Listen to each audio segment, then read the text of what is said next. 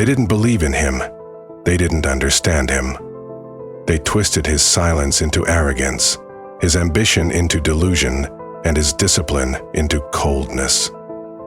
And for the longest time, he tried to make them see not just what he was doing, but why he was doing it. He tried to explain the fire in his chest, the war in his mind, the dreams that wouldn't let him sleep. He tried to convince them that he wasn't crazy, he was just awake in a world that had chosen comfort over calling. But the day came when he stopped. Not because he gave up, but because he finally understood. Not everyone is meant to understand your path. Not everyone deserves an explanation. And the truth is, if they need you to explain your hunger, they've already proven they're not built for where you're going. The day he stopped explaining himself was the day he reclaimed his power. It wasn't loud. It wasn't violent. It was quiet, intentional, controlled. And yet, it shifted everything. No more defending his solitude. No more justifying his grind. No more watering down his vision to make others comfortable. He realized that every time he explained himself, he was giving a piece of his fire to people who never planned to carry it with him. And that's when he decided, no more. You see, most people aren't listening to understand. They're listening to judge, to categorize you, to decide whether your dreams fit inside the limited framework of their fear. And if they don't, they dismiss you. They laugh. They criticize. Or worse, they pity you. And that pity is poison, because it tries to convince you to slow down, to shrink, to doubt yourself. But he knew better now, because when you're building something no one can see yet, you owe no one a preview. You owe them results, not permission, not validation, not a play-by-play of your process, just result. The man who explains himself too much ends up exhausted, broken, and misunderstood. But the man who moves in silence becomes a storm no one can predict and no one can stop. And silence doesn't mean weakness. It means control. It means maturity. It means trusting yourself when no one claps, when no one nods, when no one says, I get it. Because the truth is, they don't. They don't know what it's like to live with a calling that keeps burning even when your body is tired and your heart is heavy. They don't know what it means to walk alone because everyone else settled for average. They don't know what it feels like to be obsessed with purpose, to wake up every day, not chasing success, but chasing growth. He used to explain why he worked so hard, why he didn't go out, why he cut off certain people, why he disappeared for weeks just to focus, why he said no more than yes. But then he realized if they were watching closely, they wouldn't need to ask. His life would speak for itself. His discipline would become the proof. His consistency would be the language. His results would do all the talking.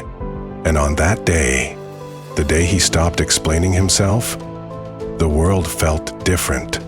Not because the world had changed, but because he had.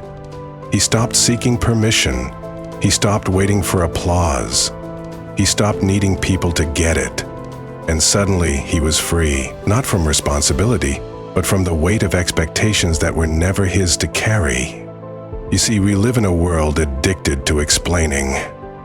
Justify your choices, validate your dreams, clarify your standards. But the truth is, lions don't explain themselves to sheep, and the wolf doesn't send letters to the forest before it hunts.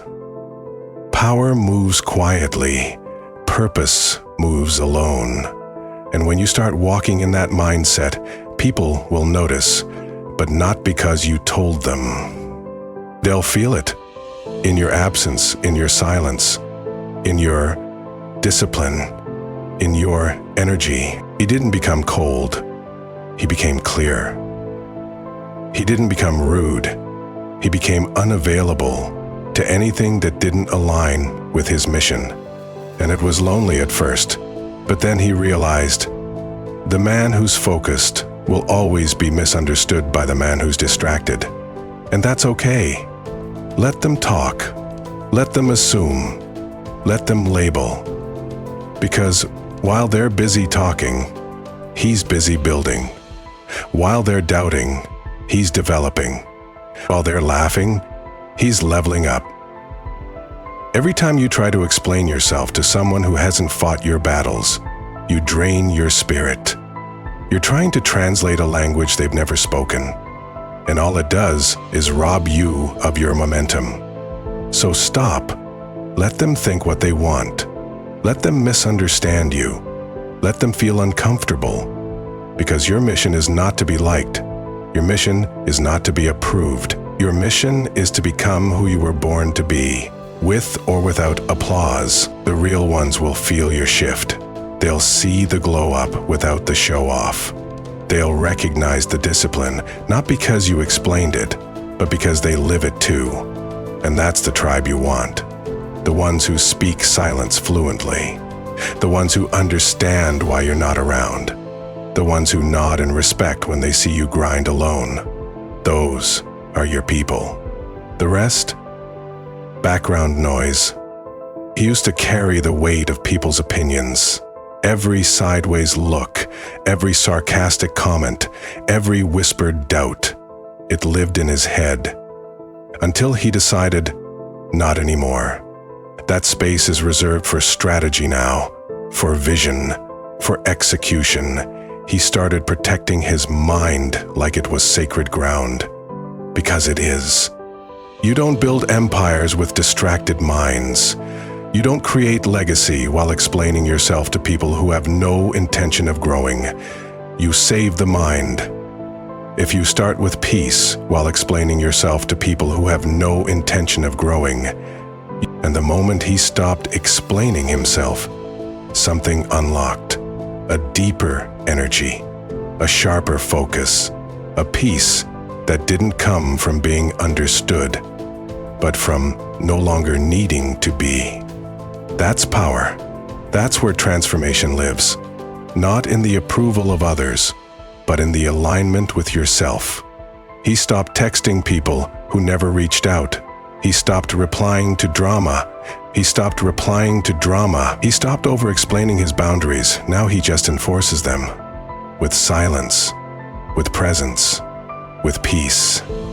Because when you finally realize that you don't owe anyone your story, you start writing it the way it was meant to be written, in truth, in clarity, in strength. And here's the part they never tell you. When you stop explaining yourself, you start evolving faster because you're no longer pausing your journey to get others on board. You're not looking over your shoulder to see who's clapping. You're not adjusting your pace to fit the crowd. You're running your race. And every step forward becomes sacred.